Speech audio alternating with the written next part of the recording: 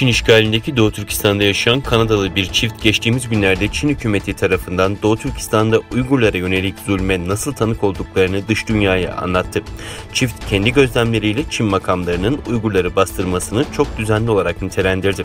Gray Dyke ve eşi Andrea Dyke yakınında Ajans France Presse özel bir röportaj yaptı. Ajansa bir şeylerin olmaya başladığını gördüğünü ve bunun iyi bir sonuç olmayacağını bildirdiğini söylediler. Onlar her hafta daha fazla kısıtlama, yeni düzenleme ve yeni gelişmeler oluyordu dedi. Dyke çifti Asya'daki bir sivil toplum kuruluşlarından bir iş kabul etti ve 2007'de Doğu Türkistan'a taşındı. Andrea 23 Nisan Cuma günü Kanada'nın Montreal kentindeki evinde Ajans France Presse oradaki yaşamı gerçekten sevdiklerini, Uygurlarla birlikte olmayı, onlar tarafından kabul edilmeyi ve kültürleriyle bütünleşmeyi sevdiklerini söyledi. Andrea, göze çarpan bir pazarda Uygur'a izin verilmediğini belirten bir işaret gördüm dedi. 2016 yılında baskı arttıkça çift polis sayısındaki artışı fark etmeye başladıklarını, her ana kavşağa kontrol noktaları kurulduğunu ve her yere Çin Global Televizyon ağının gözetleme kameralarının yerleştirildiğini söyledi. Andrea birdenbire bir markete girmek için havaalanı düzeyinde güvenlikten geçmeniz gerekiyor dedi. Sırada gözaltı kampı var. Gray orada çok fazla güvenlik önlemi olduğunu ve Uygurların bir ulus olarak çoktan bunalmış durumda olduğunu söyledi. Dyke çifti 2018'de Doğu Türkistan'dan ayrıldı ve Kanada'ya döndü. O dönemde vize kurallarının sıklaştırılmasının ardından çok sayıda yabancı bölgeyi terk etti. Gray çok fazla kısıtlama olduğunu ve büyük bir hapishanede yaşıyor gibi hissetti. O, çevremizdeki Uygurlara yük oluyoruz. Onları bizi tanıyanlar her ne sebeple olursa olsun gözaltı kamplarına konulabilir ve bizi tanıması sebeplerden biri olabilir dedi.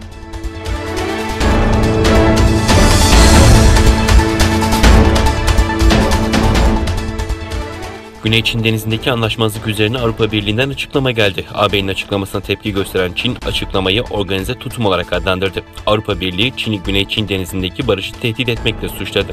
Çin'in 2016 yılında tanımayı reddettiği davaya referans yapan yetkili, Güney Çin Denizi'ndeki gerilimin bir resif çevresindeki Çin gemilerinin varlığıyla ilişkili olduğunu söyledi. Filipinler ve Çin arasındaki gerginlik 2016 yılında Uluslararası Tahkim Mahkemesi tarafından sonuçlanan davaya dayanıyor. Karara göre Çin'in Güney Çin Denizi'ndeki tek tarafta egemenlik talepleri yasal bir zemine dayanmıyor. Ancak Çin bu kararı tanımadığını bildirmişti. Bölgesel istikrara ve uluslararası kurallara dayalı düzene zarar verebilecek tek tarafta eylemlere karşı duracaklarını bildiren AB yetkilisi, Çin'in faaliyetlerini Uluslararası Deniz Hukuku Sözleşmesi'ne aykırı olduğunu açıkladı.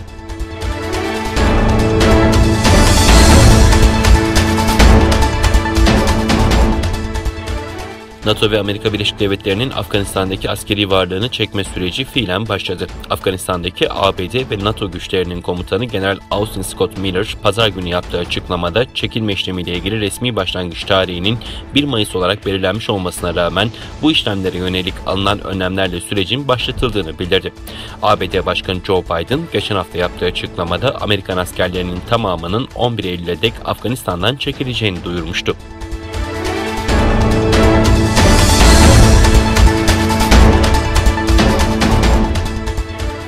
Ermenistan Başbakanı Nikol Paşinyan 20 Haziran'da yapılacak olan erken seçim öncesi istifa etti. Paşinyan, Facebook hesabından yaptığı açıklamada seçime kadar başbakan vekili olarak göreve devam edeceğini söyledi.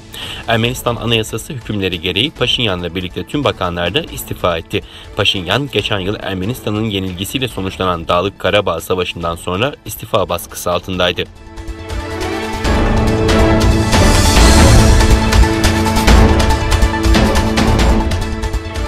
Irak İçişleri Bakanlığı, Bağdat'taki pandemi hastanesinde dün çıkan yangın sonucu ölenlerin sayısının 82'ye yükseldiğini duyurdu. Bakanlık sözcüsü, Covid-19 hastalarının tedavi gördüğü İbn el-Hatip Hastanesi'ne çıkan yangında 82 kişi şehit oldu, 110 kişi de yaralandı dedi.